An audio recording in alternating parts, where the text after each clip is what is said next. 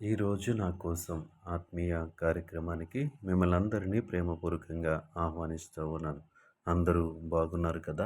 ప్రభు కృపలో మీరంతా క్షేమంగా ఉన్నారని నమ్ముతూ ఉన్నాను. ఈ సమయంలో కొద్ది నిమిషాలు దేవుని మాటలు ధ్యానం చేద్దాం. ముందుగా చిన్ని ప్రార్థన. సర్వాధికారి, సర్వశక్తివంతుడా, గొప్ప దేవుడా, కృపగల దేవ, కనికరము గల దేవా, నీకు వందనాలు తండ్రి. ఈ సమయంలో నీ మాటలు ధ్యానించడానికి మేము ఇష్టపడుచుంటుండగా దేవా తండ్రి ప్రవేశయ్య, శక్తి కలిగిన నీ మాట, ప్రభావం కలిగిన నీ మాట ద్వారా మా అందరితో మాట్లాడమని యేసునామంలో అడుగుచున్నాము తండ్రి. ఆమేన్. ఈరోజు దేవుని వాక్యము నిర్గమకాండము 6వ అధ్యాయము 3వ వచనము. నిర్గమకాండము 6వ అధ్యాయము 3వ వచనము. నేను సర్వశక్తి గల దేవుడను. ఈ వాక్య భాగాన్ని మనం గమనించినట్లయితే దేవుడు తను ఎవరో తను పరిచయం చేసుకుంటా ఉన్నాడు. ఆయన ఎవరు అంటే ఆయన దేవుడు. ఎలాంటి దేవుడు అంటే సర్వశక్తి కలిగినటువంటి దేవుడను. దేవునామానికి మహిమ కలుగును గాక. దేవుడు తన గురించి తన భక్తులకు పరిచయం చేసుకుంటూ నేను సర్వశక్తి కలిగినటువంటి దేవుడను.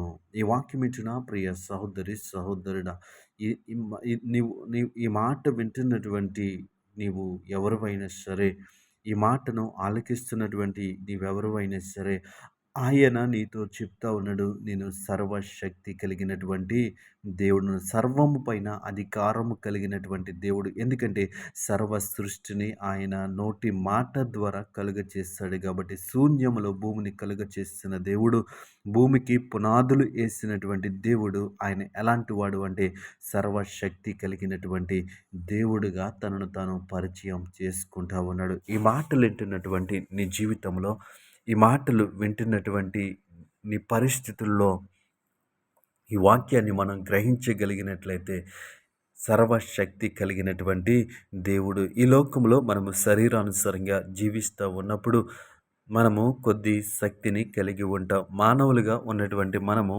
కొద్ది శక్తిని కలిగి ఉంటాం. ఏదైనా ఒక పని చేయటానికి ఒక శక్తిని మనము కలిగి ఉంటాం. కానీ అన్ని పనులు మనము చేయలేము. కానీ దేవుడు అంటున్నాడు, నేను సర్వశక్తి కలిగినటువంటి దేవుడను. దేవునామానికి మహిమ కలుగును గాక.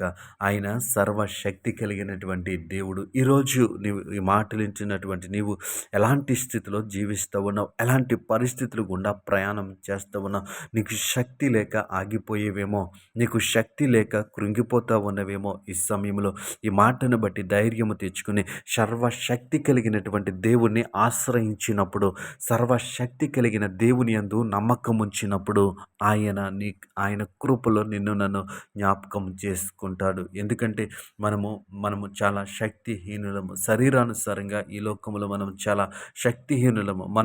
మనము నీటి బుడగ లాంటి వారేమో మనము. కానీ దేవుడు అంటున్నాడు, నేను సర్వశక్తి కలిగినటువంటి దేవుడను. ఈ మాటలు వింటున్న ప్రియ సహోదరుడా, నీ ఏ విషయంలో శక్తి లేదని ఆగిపోయావు, ఏ విషయంలో నీవు బలహీనుడు అయిపోయావు, ఏ విషయంలో నీవు శక్తిహీనుడిగా నువ్వు అనుకుంటా ఉన్నావో నాకు తెలియదు, కానీ దేవుని వాక్యము నీతో మాట్లాడుతూ ఉంది. నేను సర్వశక్తి కలిగిన దేవుడను. ఆ శక్తిని నీవు ఆశ్రయించినట్లయితే, ఆ శక్తిని నీవు నమ్మినట్లయితే, నీకు ఏ విషయంలో అయితే బలము కావాలో, ఏ విషయంలో అయితే శక్తి కావాలో ఆయన అనుగ్రహించువాడై ఉన్నాడు.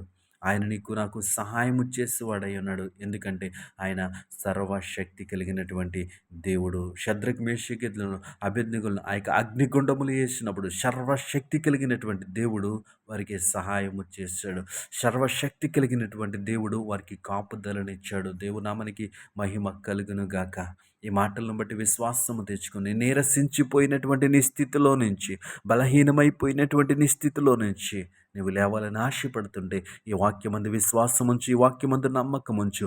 అవి ఆర్థిక పరిస్థితులైనా, అవి శారీరక పరిస్థితులైనా, ఆ కుటుంబ సమస్యలైనా, ఏ విషయంలో నీవు శక్తిహీనుడు అయిపోయావని దిగులు చెందుతూ ఉన్నావో, ఏ విషయంలో నాకు శక్తి కావాలన్న ఆశ కలిగి ఉన్నావో, ఆ విషయంలో దేవుడు నీకు శక్తినిస్తాడు. నిన్ను నన్ను లేవనెత్తుతాడు. అట్టి కృప దేవుడు మనకి అనుగ్రహించునుగాక. ఆమేన్.